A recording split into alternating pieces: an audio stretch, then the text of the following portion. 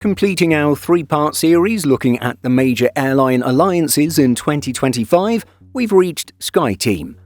The organisation marked its anniversary on June 22, 2025, highlighting a quarter-century of what it calls international collaboration and a shared mission to improve global travel. In recent times, the alliance has had a bit of a trade with Star Alliance, losing ITA Airways but picking up Scandinavian outfit SAS. Czech carrier CSA was lost due to the airline unfortunately ceasing operations. If we broaden our view to the past few years, it has lost China Southern but picked up Virgin Atlantic. Indeed, things seem to be constantly changing, with more changes likely on the way. And so let's look at the state of SkyTeam.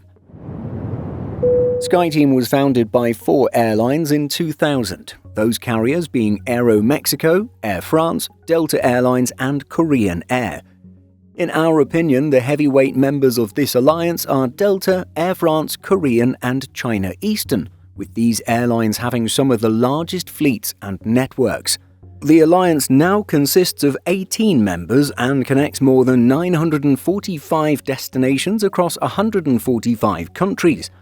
Just to be consistent and in line with our other alliance videos, we won't read off every member of this group, but you can see all 18 members displayed here. The alliance sees a good deal of representation in East Asia, Europe, with a more limited presence in the Middle East and South America. Aerolíneas Argentinas is there, but the latter carrier's network is limited, while Aeromexico focuses its regional efforts on Central America. And while Kenya Airways is the group's only member in Africa, it is well positioned to serve much of the continent, although not as well as Star Alliance rival Ethiopian Airlines. We've already shown it, but SkyTeam unveiled its very first unified livery on a Delta Airlines Boeing 767-400ER in March 2009. This unified livery is a metallic grey with the SkyTeam ribbon enlarged across the rear fuselage. The alliance's logo is on the tail against a dark blue background. Leaving a little room for airline identity, the operating airline's logo is positioned at the front of the fuselage below the alliance wordmark. And so if we take a step back and look at what's happened over the last 10 years or so, how has this alliance fared? Well, it was in 2018 that SkyTeam lost a major member in the form of China Southern. The carrier first joined SkyTeam back in 2007, and at the time, they were the first mainland Chinese carrier to join this alliance. However, by the time they left, there was another major Chinese carrier in the group, China Eastern. Xiamen Air had since joined as well back in 2012. This addition of key rivals was seen as one of the reasons China Southern decided to leave SkyTeam. Alitalia would leave the alliance in 2021 with its ceasing of operations. Of course, its spiritual successor, ITA Airways, would take over and join SkyTeam, only to officially leave in early 2025 after being partially acquired by Star Alliance juggernaut Lufthansa Group.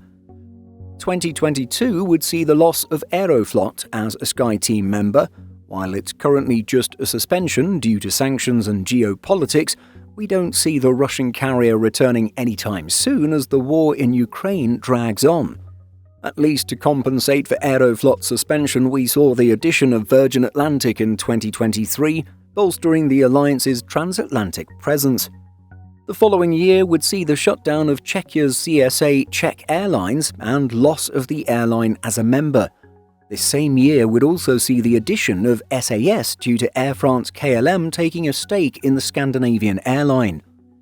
And so this is where things currently stand. We're honestly impressed that Lebanese carrier MEA, or Middle East Airlines, continues to operate despite its home country facing years of instability and an ongoing socio-economic crisis. Fighting through all of these domestic headwinds, the carrier remains a part of the SkyTeam Alliance. So, in case you weren't keeping count, SkyTeam has thus lost 4 carriers between 2018 and 2025. China Southern, Aeroflot, CSA Czech Airlines and ITA Airways. In this same period, SkyTeam has gained SAS and Virgin Atlantic, making for a net loss of 2 airlines. Some people have speculated that LATAM will one day join SkyTeam, although others are skeptical. On one hand, Delta Airlines, a SkyTeam member, has a stake in the South American outfit. On the other hand, Qatar Airways, a oneworld member, also has a stake in the airline. Their respective levels of ownership equal at 10% each. Thus, we have a bit of a stalemate in terms of stakeholders and the directions in which LATAM could be pulled. With things as they are, we're thinking the airline will remain alliance agnostic and follow the steps of carriers like Emirates and Canada's WestJet, strike codeshare deals and partnerships with airlines of various alliances. Something we didn't get to mention in our Star Alliance video was how Korean Air's takeover of Asiana will impact the alliance landscape. And well, since Korean is the one at the controls, we'll be seeing Asiana leave Star Alliance. This won't really benefit SkyTeam, however, as it looks like Asiana's brand and identity will eventually be fully absorbed into Korean Air. And finally, since we discussed branded lounges in our other videos, let's look at what SkyTeam has to offer. The first SkyTeam branded lounge was at London Heathrow Airport Terminal 4, which opened in 2009. This lounge has ceased to exist as it was closed in 2020. The second SkyTeam lounge to open would be the facility at Istanbul Ataturk International Airport. Of course, this airport has been replaced by the new Istanbul Airport. SkyTeam did have a new Istanbul Airport lounge, but this closed in 2024. In March 2015, the Alliance opened a lounge at Sydney Airport in Australia. Later that year, in October 2015, the Alliance opened a branded lounge at Hong Kong International, although this was shut down in 2021. In April 2016, the SkyTeam Lounge at Dubai International opened, and this continues to operate. In early 2017, a branded lounge would pop up in Beijing, which was shut down in 2020. Later that year, in November 2017, SkyTeam opened a branded lounge at Vancouver International Airport. The Vancouver facility was closed in recent times for renovations, but has since reopened. In 2022, SkyTeam opened the doors of its first lounge in South America, located in the relatively new Terminal 2 at Santiago de Chile's Arturo Merino Benitez International Airport. So again, if you haven't been keeping track, SkyTeam has had lounges at 8 airports, but 4 have shut down. And so those that remain open can be found at Vancouver, Dubai, Sydney and Santiago. And so that's our look at the SkyTeam Alliance in 2025. What do you think of the state of this organisation and how it compares to Star Alliance and oneworld? Which carriers would you like to see join SkyTeam one day? Do let us know by leaving a comment.